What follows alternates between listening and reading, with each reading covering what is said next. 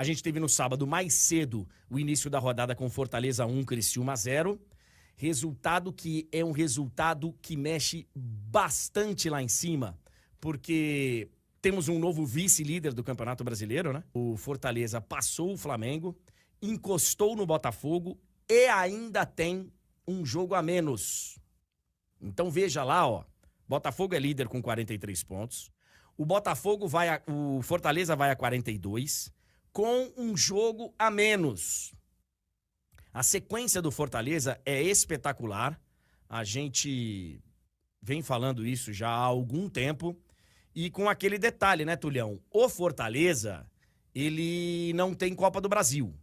Então, o Fortaleza, ele consegue agora, por exemplo... Agora não, mas ele conseguiu nas semanas anteriores aí ter tempo para treinar, por exemplo. Quem não tá nas competições sul-americanas vai conseguir fazer isso agora.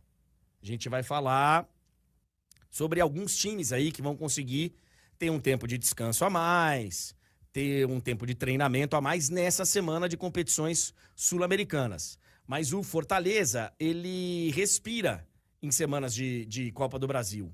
Ele vai jogar contra o Rosário Central da Argentina. O primeiro jogo, inclusive, é fora na quarta-feira. É um resultado importantíssimo. Temos um novo vice-líder e, por pontos perdidos, inclusive, é o novo líder do campeonato, Túlio Ligeiro.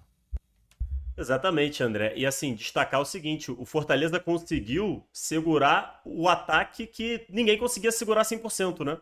A gente destacava aqui na semana passada que o Criciúma tinha marcado gol em todos os jogos, né? E pela primeira vez no Campeonato Brasileiro, o Criciúma não marcou. Foi justamente nesse jogo que coloca aí o Fortaleza nessa condição fantástica.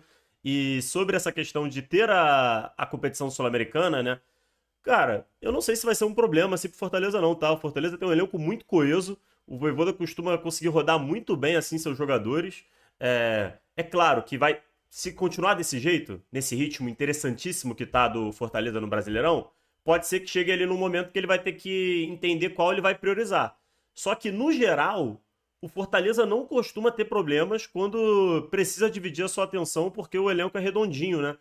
Você não perde tanto ali quando você tem que trocar. É um elenco que costuma entregar bem, assim, nessa rotação, quando o técnico precisa. E a gente tem falado aqui, tem lá no pessoal da UFMG, na página lá das estatísticas, possibilidades e probabilidades, enfim. A gente tem falado, lá tem um setorzinho que é classificação das últimas 10 rodadas. E o Fortaleza, ele lá é pelas 10 rodadas mesmo do campeonato, né? Não os últimos 10 jogos. Então o Fortaleza, o jogo que ele tá devendo, faz parte dessas últimas 10 rodadas. Então, ele tem ali, nessa classificação exclusiva de últimas 10 rodadas, ele tem só 9 jogos. E a maioria dos seus adversários tem 10. O Botafogo tem 10, o São Paulo tem 10, Grêmio, Cruzeiro, Palmeiras tem 10, Flamengo e Vasco tem 9. São os times que tem ali, que estão brigando lá em cima pelo melhor aproveitamento das últimas 10 rodadas. O Fortaleza é líder isolado. Nas últimas 10 rodadas do Campeonato Brasileiro de Futebol, o Fortaleza tem 24 pontos. São 8 vitórias em 9 jogos. 8 vitórias em 9 jogos. Só uma derrota. O jogo que ele não fez é contra o Inter. O jogo que ele não fez é contra o Internacional. E se você considerar, Tulhão, os últimos 10 jogos, são 89% de aproveitamento. É um negócio muito sério. Eu sei, perguntaram ao Vojvoda no final, né, na coletiva, se o Fortaleza era um postulante ao Campeonato Brasileiro, ao título brasileiro, se ele chegou na briga, aquela história, né? Tá na briga mesmo? Ou é ali um momento do campeonato? Ele falou, olha, falta muito e tal. Mas assim, cara, precisamos, sim, eu sei que tem a galera da alergia e que acha que o futebol só existe em um determinado local do país ou em alguns determinados locais do país, mas a gente tem que considerar, sim, o Fortaleza está na briga pelo título, sim. Sim. Inclusive lá nas atualizações aí de espião estatístico e tal, o pessoal da UFMG eu acho que ainda não atualizou esses números. Então assim, eu sei que muita gente vai pegar o exemplo do Bahia. Tem até aqui alguém que já tá falando. Pô, André, mas o Bahia também tava. Naquele momento o Bahia tava. E acabou que passou ali quase um mês de campeonato numa situação muito abaixo do que estava apresentando. Quando a gente fala aqui, eu sei que tem uma galera que é difícil entender, mas a gente não está fazendo um exercício de previsão de futuro. Nós estamos falando do que está se desenhando no campeonato, do desempenho, dos pontos que vão sendo conquistados.